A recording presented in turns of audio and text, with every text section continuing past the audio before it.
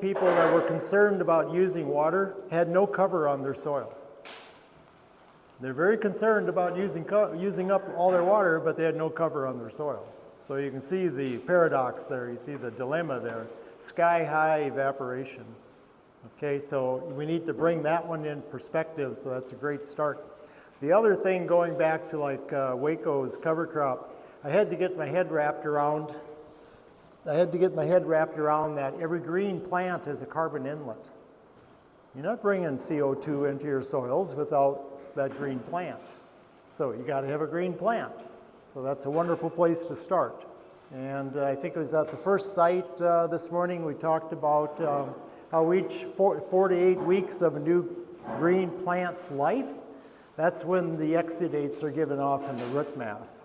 After that, it starts to reverse. Plant physiology starts to reverse because the plant wants to do what? It wants to make seed and reproduce. And so that energy flow then is going to go eventually to make seed. But initially, there's a lot of energy flow to the root mass. Okay? So we'll start with that. That's Menoken Farm, so I worked there part-time. I'd spent 40 years with USDA, NRCS. So I was a district conservationist out of Bismarck, North Dakota, and also did a stint as a soil health specialist. And so 40-some years later, that's the guy that's talking to you. And so I always did a little monitoring. So my clients, I would grab some soil analysis, maybe in the grassland, maybe one in a representative cropland field, and kind of had a baseline when I was working with that client. Do some infiltration, have kind of an understanding of where he's at. And then when you go to make a change, you have some reasonable expectation things that can be discussed, okay? I wasn't very good at pie in the sky. I like something that is, here's what we got, and here's a reasonable place that I think we can go. And so we start to secure soils. My motivation on this whole thing started with trying to control erosion. Because in the 80s, when I went to work, our erosion rates were just off the chart. They were off the chart. And some of you, older people, may remember December 23rd, 1985, if you were working in the Farm Bill world, because that's when Food Security Act came along. That's when HEL soils started, CRP started, Swamp Buster, all these things started. And so that was a lot of the motivation. And then the motivation got even more motivated when we changed the scenario on HEL soils and we gave it more of a tolerance for erosion. Well, as soon as we did that, it put us right back where we were. And so it was hard to come out of that. And so we had to start looking at something like the soil health principles. I didn't write the soil health principles, but what I did in my career, I took them and I described them for the Northern Plains, for NRCS planners, for Conservation District planners, so that they could take these principles and read each one about the environment they're working in and have an understanding about what they could do with that principle and why. So if you're going to start going down a road with soil health principles, it's nice to have a description for your neck of the woods, for Kansas. And then you have this understanding of each principle and really what you can do with it. So we'll walk through a few things. Where to start? Always start with your goal. Mine's real simple. I want to farm forever. It's real straightforward. I don't have a fancy goal. I want to farm forever. That means I got to make some changes. I got to have fuel in the tank forever in that soil, meaning I got to have carbon in the tank forever in that soil. Okay? I can't just exhaust it and switch the lights out. Okay? So it's a good place to start. But we talked earlier when we were on Cades that's the grasslands, that's the big root mass, that built our soils. And now when you look at the right side on that, let's see if I have this right. You look at this side, not a whole lot of root mass. But on this side, different situation. So that's what we're up against. That's why it's so difficult to do on cropping. Different situation, different challenge. Okay? So I'm going to sieve some soils. We got soils at each of the 3 sites. When we're done today, I got my sieves in the back of my vehicle.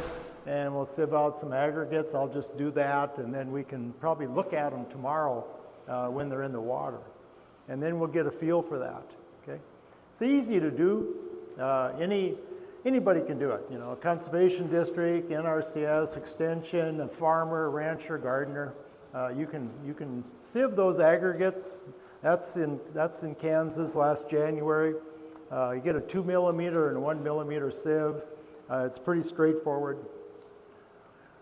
So we talked about losing grasslands. We're losing grasslands. Every year, our grassland acres are fewer and fewer and fewer. And that's the dilemma, because we want this carbon neutrality, and we want to sequester this carbon, and the number one carbon sequestering and maintaining system we have, we're taking out. But we're taking it out for the same reason. We take it out because that's where the carbon is, right? These are high carbon soils. That's where the carbon is. Typical cropland in Burleigh County might be 3.5% or 4%. Some people do have it to 5 or more, but the grasslands might be 6 or 7. That's where the carbon is. That's the attraction, okay? Great crops are going to come out of that. Old sunshine carbon, carbon in the news. So we know in North Dakota, our governor says we're going to be carbon neutral by 2030. Biden administration says by 2050, and some people want to make it into rocket fuel. So all of this is going on at the same time, right? And we're trying to figure out our roles in all of this, okay? And our governor is also running for president now. So we got all this energy scenario that's going on with it. So I want to explain a couple things here. So North Dakota is sequestering, is injecting CO2 now into the soil, into a geographic formation. It's about 6,200 feet down, and they're from an ethanol plant that started last summer, okay? So there's a geological formation that'll hold it, and let me clarify, I'm not talking right or wrong, just telling you what's happening. You can argue right or wrong later, or at social would be a lot better time to argue, right? So this is what's happening, and so I want you to understand what's happening. So we're taking the CO2 out of the ethanol plant and injecting it into a formation. So how can we do this? Well, the EPA has granted North Dakota primacy, and we applied for primacy a number of years ago. Primacy allows you to use a Class 6 injection well to put CO2 into a below-ground formation. We have that. And so it's the only state in the nation, I think, that has this right now. And so consequently, that process has started. Again, I'm not saying right or wrong. I look at it as plant food, but for conversation today, so you understand, these things are occurring, okay? And so in addition to that, also our coal industry is on the line. So North Dakota has an 800-year supply of lignite coal, and that's 2% of our reserves. The 800-year supply is 2% of our reserves. That's what you can get at, okay? A lot of it's much deeper, more difficult to get at, but 2% of it will last us 800 years at present use rate. So that's a lot of coal. And then to make that a little bit more interesting, what's just been happening now in regards to the coal, let me see if I have that on the next slide here. In regards to the coal, they've also now found there's critical elements in the coal, in the lignite. So all the critical elements that you're presently getting from China, lithium especially, and cobalt, and there must be a list of 50 critical elements. They're mostly coming from China now. They're used in your electronics. They're used in all the batteries in the cars and every place else. Now there's a lot of reserve in our coal. So this is going to change that whole situation, lithium, cobalt, etc.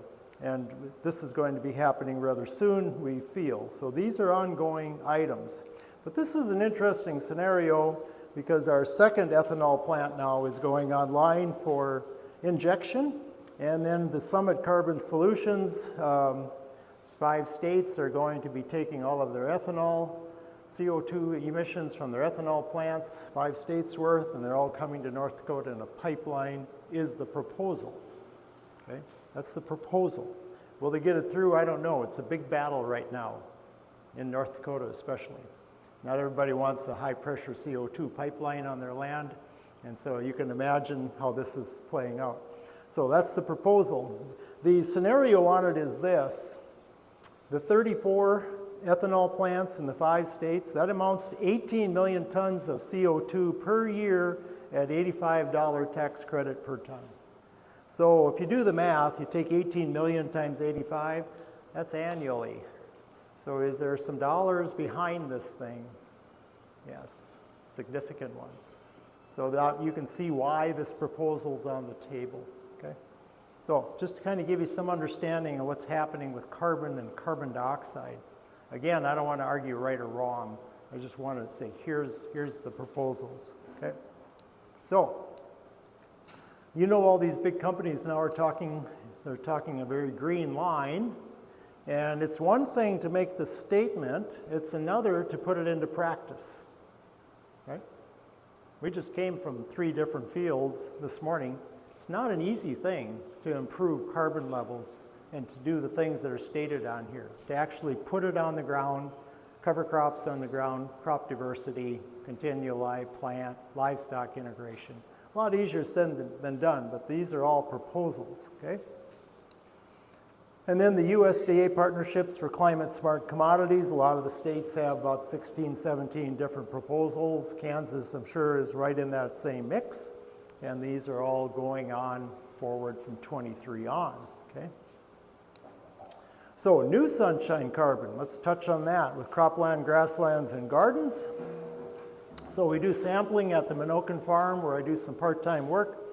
So we sampled in about an 11-year period. So it was 2020, and then we had sampled 11 years earlier, and so then we did a comparison, okay?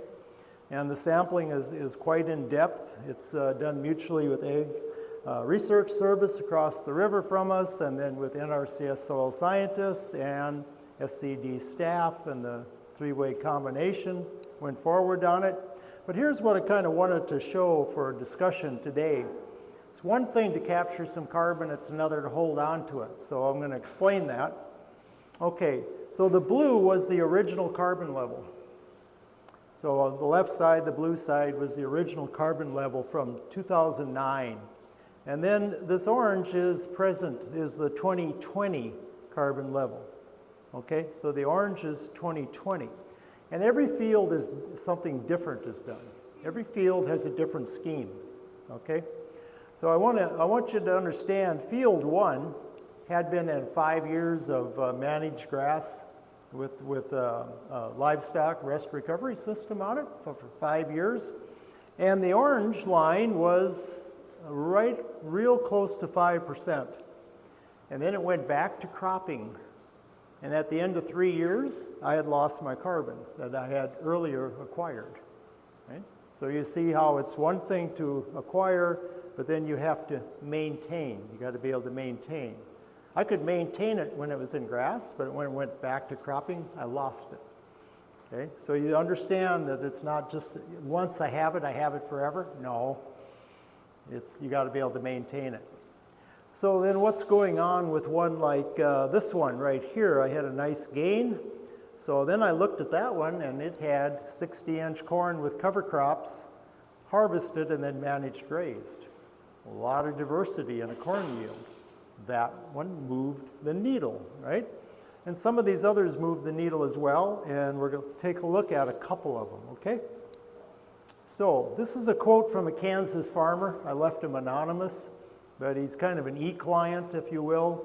And he said, putting the covers in and managed grazing, just like what Waco was looking at on his site today, it's made a difference in his cropping system.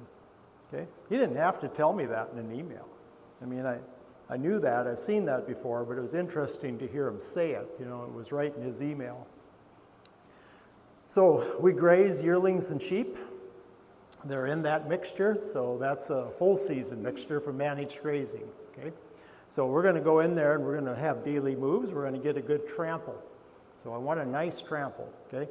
I want that top portion to go into the ruminant. After that, I want to trample. You can't see the sheep, but they're in there, okay? And so consequently, that's a nice way to do this, and then we can convert it back to cropland the following year. That's just an annual cover. But every green plant's a carbon inlet. So when you look inside that mixture, you can see there's a diversity of plants. That's what Waco was illustrating on his field. So we start to have that environment. And when we're done, I like it looking like that. If I got enough material. If I have enough material, I don't want to see the soil. Sometimes you don't have enough material. I've had that before, drought years or whatever it was. I don't have enough material to make it look quite like that, okay? But when I have the opportunity, I lean into it.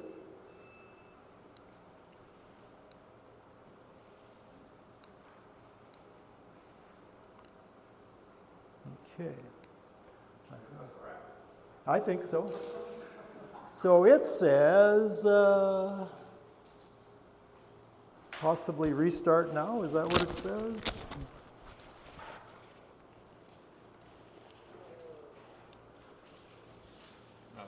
Okay. So this is one that moves the cover for us, sunflowers and covers. I got that from the Griffith family at Jewel, Kansas, lots of years ago. I've used that successfully over the years. I plant a row of covers, I plant a row of broadleaves. Broadleaf covers, sunflowers. Broadleaf covers, sunflowers. Something like that. They're all broadleaves, so I can still use a grass herbicide. Okay, so I can still take my grasses out. That one moves my carbon needle. Okay? Or I can do it solid. Solid moves the carbon level. And then it looks like that. So at harvest time, I start to look normal. Right? With the rest of the family, you start to look normal at harvest time. And then when you're done combining, you're ready to graze. That's a high value ration right there.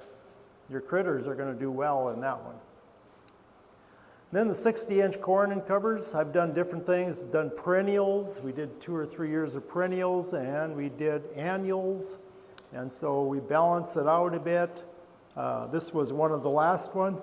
The last ones I used as a little lower carbon because the corn's already a higher carbon. So I had the covers a little bit more of a lower carbon. That one worked. So this was us in the D4 drought in 21. But the covers still grew because it was kind of like air conditioning in there. So it was kind of interesting, and the 60-inch corn was actually real pleasant to walk in there. Felt kind of cool. And so microbes, carbon, nutrients, and covers is kind of our concept for nutrient management that we use. And then I get my higher rates. My average daily gains have been 2.8 average on 60-inch corn with covers. So after we're done harvesting and we can come in and put in the covers, put in the livestock on the covers, we've had a nice gain on that as well. I also like the wildlife aspect. And I like the bird insect aspect because you got flowering plants. So when you walk through there, that's a nice environment for wildlife, that's a nice environment for birds, insects. It's got life. That's what feels different in it. Then we do planting green. So with planting green, we usually put in a rye the fall before, and we're going to plant soybeans into it. So we have issues with erosion on our low carbon, low residue crops like soybean. We have issues with erosion on that. And then we also have issues with salinity. Since North Dakota was underwater geologically for a long period of time, we have inherent salts in our soils. And if we do transpiration, they're no problem. If we do evaporation, that's a problem, okay? So then also, if you take a look, so this one is spring wheat, and this one is planted into the previous rye crop. And so we start to set up an environment where you can get a pretty good cover. It cuts down on all that evaporation and cuts down on the erosion. And then when we come in with that low carbon crop, that works for us. That stabilizes us, okay? So if I can, let's see, there we go. We don't have sound on this, but Kathy and I were out there. That's the middle of June in 22. It's a soybean field on the left side, that white stubble, that's a soybean field, planted into the dead rye. That's a soybean field on the right side, and that's a no-till system. That's my neighbor. He's trying, but that really took off. And he had severe shearing on it. And you can imagine how much phosphorus is airborne there. That's your phosphorus leaving. They're on the clay colloids. Okay, when you get enough of them in the air, you can physically see it, right? If you get enough of it in the air. That's the way the field looked after the wind went down. So in our environment, it's a big wide open area. We get lots of wind. When we come in, there's nothing evil about a soybean crop, but there's no cover involved in it. And sometimes we get soybeans on soybeans. You know how much cover we have on the ground then? Almost none. Almost none. And then sometimes we insist on a vertical tillage pass first. So that field had a vertical tillage. It's a no-till field, had a vertical tillage pass, had beans again. It just took off. Couldn't stop it. So if we can have cereal rye, our rye doesn't get real tall in the spring before we're going to plant into it. This is April 19th. Then we grazed it. We can usually graze it a couple weeks. So I'll take a couple weeks of gains off of it. Then we will plant directly into it. Green and the beans, that's like a starter kit. For planting greens, soybeans are a starter kit. So they have no objection to coming in there and being planted. That field isn't going to blow. That field is holding nitrates in place as well. So it holds as you convert your nitrogen or phosphorus or any other nutrient from organic to inorganic, and once it's inorganic, it's plant available. And once it's inorganic, it has to go into a plant. So if I have a green plant, it'll secure it. Right? If I don't have a green plant, it's going to go into a water system, or it's going airborne. Okay? It's going to do one or the other. So I can stabilize it. I can have my soybeans look like that.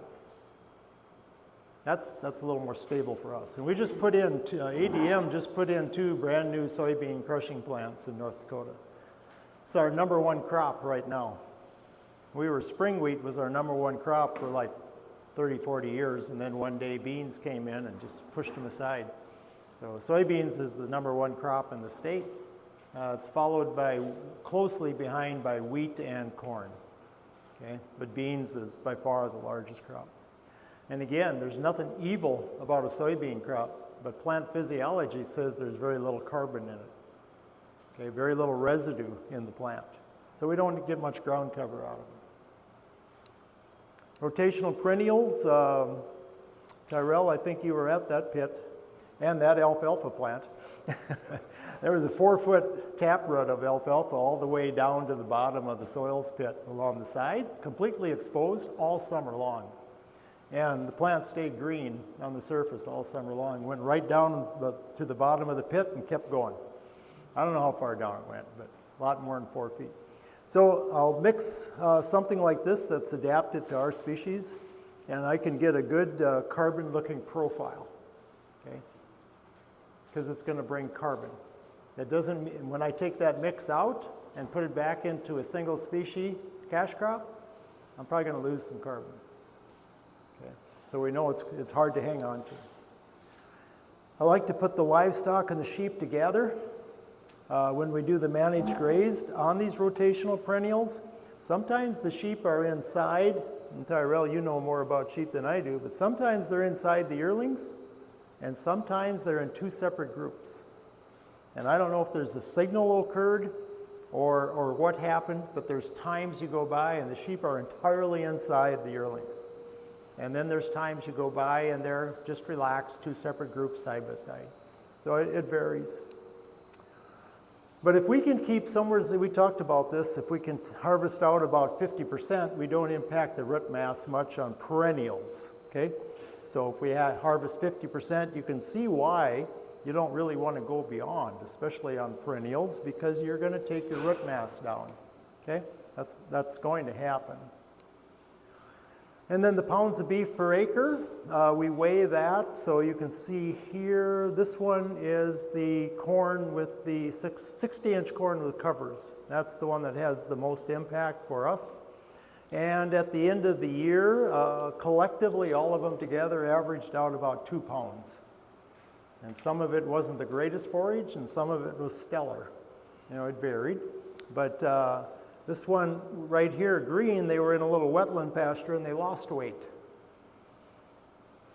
So a lot of times when we have yearlings, we don't weigh them in the middle of the year. We don't weigh them and look at that. But sometimes we put them into forages where they actually lose weight. And then the gains of pounds beef per day. So here we are, we're looking at that 2-pound average. So again, it varies all the way to 3 point something to actually losing, but pounds of beef per day per critter. And it's nice to know those type things, and then you know the performance of each open heifer. So you know how each one is doing. So we also do this in the gardening arena. And I don't know what's happening in the gardening world. It's kind of going a bit crazy, at least in the Northern Plains. We did 5 garden events this year. I mean, the garden events are just huge. We just got done Saturday with a Follow the Leader garden tour. Okay, we went from garden to garden. And so really interesting in how creative some people are. So we try to do the diversity of plants. All the principles are put together for the garden as well. And so this is the high tunnel, so we have an inside and outside, and everything has a buddy or a companion that it's planted with, okay? So they're not monocultures. And then we use paper mulches. So remember grade school, the construction paper? Yeah, that's kind of what this is. It's a lot like it, it feels like it, and you can buy it in these 4-foot rolls, and you roll it out, and the paper becomes a food. So now it's the end of July. This is getting quite deteriorated now. It's starting to rot right into the soil. And so it's way different than a plastic mulch, right? Does a plastic mulch rot into the soil and become food? No. But a paper mulch is carbon, so it becomes a food. So I like the paper mulch. That's been pretty successful. And then if you have green plants, you can just roll it right over top of the green plant. As long as they aren't too terribly big, you can see in the lower left there, just roll it right over the weeds. Okay, so that made for a nice environment. Indoors and outdoors, so we also did the Milpa, Green Cover Seeds, supplies the Milpa packages, so we do that one as well. And like I said, everything has a buddy. And flowers become really important because you got to have diversity of colors. To bring the insect world in, you got to have diversity of colors. Reds and yellows are really big in the insect world. So you always want some reds, you want some yellows, some pinks, some blues. And then I rotate them, and then on the right side in the garden is a cover crop. So once the produce is harvested out, cover crop goes in, just like cropland. Okay? And then we can go ahead and repair our soils. And then this was, last year was our first year for nutrition, so we did nutrient density. So if you want to grow something and you really want to know how well it's doing, you can do a nutrient density test. If you don't want to know, don't do the test. Right?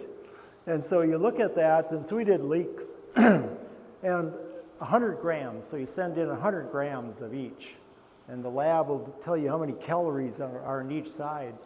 Well, one of our samples had 100 calories in that 100 grams, and one had 70 calories. And so you start to understand the differences in how you grew them impacts the quality. So whoever's consuming the one on the right doesn't have to eat as much of them. Make sense? So we're just stepping into nutrient density. I think it's going to be a big topic, big topic. So direct marketing is pretty big.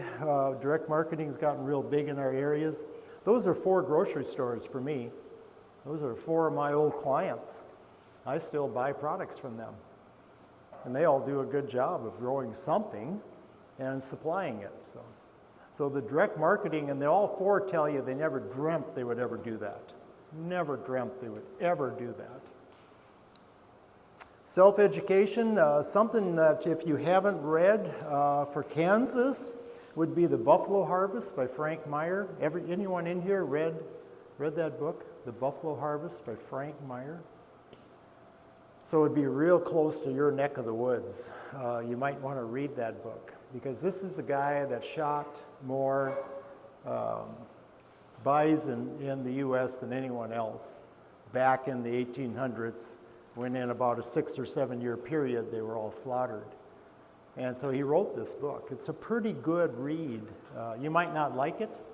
You might not like what he's got to say because you're thinking, well, that's not us, but oh, maybe it is. So you might want to read that. They're all good reads, and I'm just going to end it on that note. And if you have questions or any comments, I'd be happy to try to answer. I know I just threw a lot of carbon information at you. If I summarized it, I would say it's one thing to move the carbon needle, it's another to hang on to your gain. Okay? There's a difference between those two items. And if it was easy, we'd have all done it a long time ago. You know, it's not the simplest thing. And so you can see why it's important with the covers, because it adds another opportunity, another new plant that year to that field. You can see the cover crop benefit when you're talking carbon. So all of these things collectively kind of come together. So, questions? I do not stand between people and beer. You notice I'm on this end, Tyrell's on that end. I never do that. I totally love